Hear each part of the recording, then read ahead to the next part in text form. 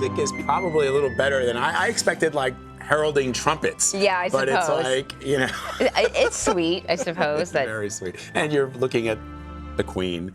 It feels like it's a matronly tune. It's transporting us to another time and place. The royal family has been in celebration overdrive lately. The world celebrated Queen Elizabeth turning 93 years old at the Trooping the Color event. And just a few days later, the Queen's husband, Prince Philip, turned 98 years old, making him the third longest living British royal to date. Yeah. Third, but that says that there's two others that were way older. Yeah.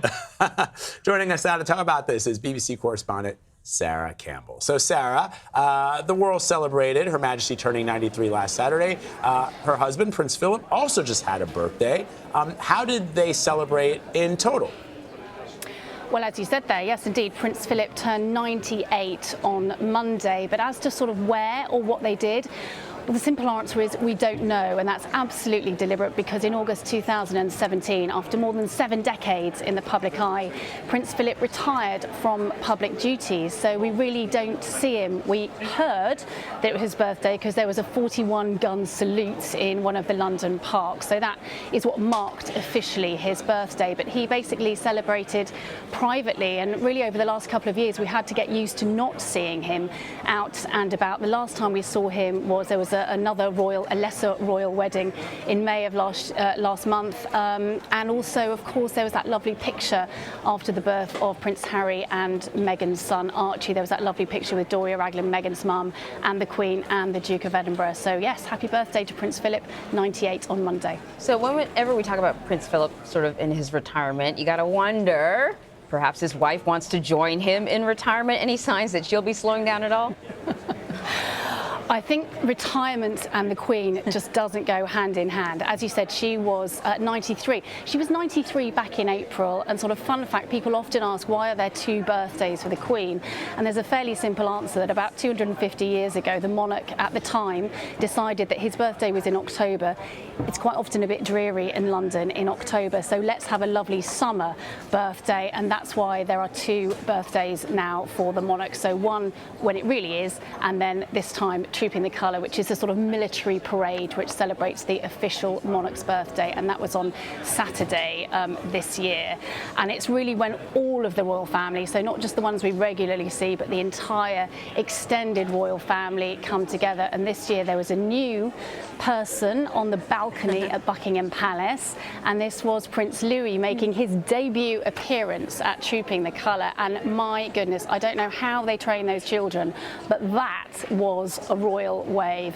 Wasn't he fantastic? It's normally Princess Charlotte, his older sister, I should say, who steals the show. But this time round, it was definitely Prince Louis, just over 13 months old, the youngest son of Prince William, and waving incredibly enthusiastically from the balcony at Buckingham Palace. Yeah, there he is. Yeah, very Cutie. adorable, very adorable. We also threw up a graphic there, Sarah, because I was curious as to who the oldest living royal was, and we were able to see that it was Princess Alice. She was the Duchess of Gloucester. She married the 3rd son of King George V and Queen Mary. So there she is. She lived 102 years old. Yeah, so Prince Philip's got a ways to go. A couple more years to go before he takes over that. You know, this is something that people were sort of talking about on social media and stuff like that. It really sort of bugged me that Meghan Markle was there for the Queen's events, but she was not there when President Trump showed up. Yeah. And the reason that she wasn't there when President Trump showed up is because she was on maternity leave. Right. So people sort of said, oh, you were able to go to the Queen's festivities. I took it as, if you're on maternity leave, you don't go to work, but you will go to a family function. Great point. Right? And so I would be... Because that was work. With the president visiting, a state visit, Right. that is a part of the royal duty. Exactly. That's the way I take it. So I would be hashtag Sussex Squad. Which is what? Well, we're about to find out. What is his social media thing? Hashtag Sussex Squad.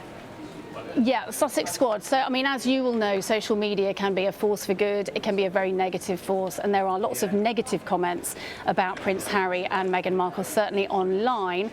But there's also very many positive comments as well. And I think Sussex Squad definitely fall into that camp. So do you remember in the run-up to the birth, there was hashtag Global Baby Shower. And this was a couple of charities that the couple had been linked with, which supporters online said, I tell you what, don't send presents to the palace. send it to these charities instead. And this is what's happening at the moment. There's something called hashtag Prince Harry Father's Day Prince Harry, and the same thing is happening, and it's generated by this Sussex squad. So there's been 2 charities that have been highlighted by these people who live anywhere, live around the world.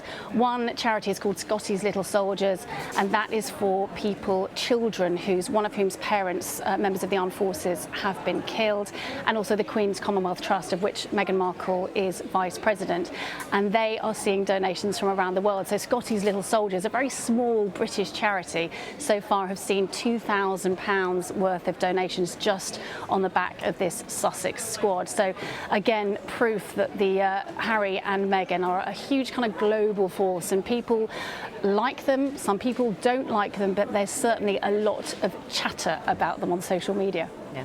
You remember that squad, Anne-Marie? So, yeah, I will be, yeah. And you know, Vlad knows that when it comes to the royal family, I'm kind of like lukewarm on it. I'm the one who's always like, yeah, you were really hyped about it, but I just thought, you know, I really do feel like Meghan Markle has really taken the brunt of a lot of negative stuff, and it's great to see people shifting that tide deliberately. You know, instead of sitting on the sidelines, they're saying we're going to do something good. I know it's just social media, but it can you know, have a positive change. Yeah, create a positive change. For sure. Sarah Campbell, always great to have you. Thank you so much. Thank you.